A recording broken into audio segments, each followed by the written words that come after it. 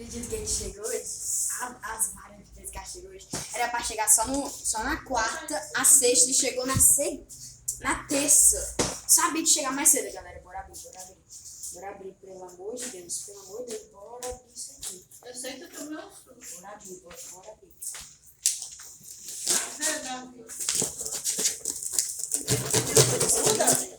Eu pedi pro Thiago comprar as varas de pesca. Ah, eu pensando que era esse negócio de jogo de novo.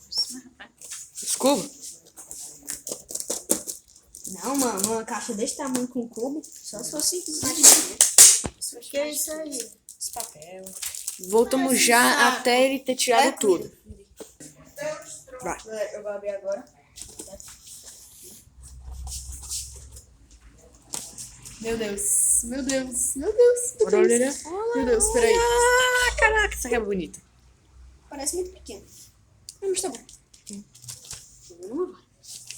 Outra. Essa é bonita.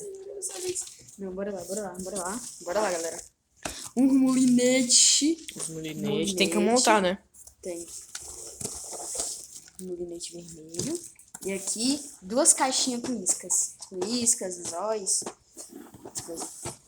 Levi, esvazia tudo que tá aqui na mesa, por favor. Esvazia tudo que tá Tá na bom, já voltamos com o replay imediato. Vamos abrir aqui, gente. A primeira vara vermelha, pelo amor de Deus, olha isso aqui. Qual é o tamanho? Não, mas tá aqui, ó.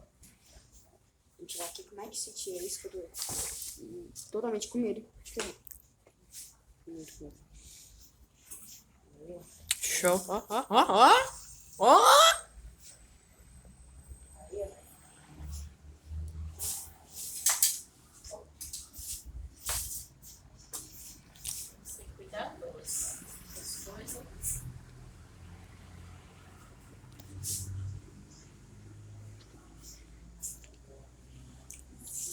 Lá embaixo, tá tudo lá embaixo.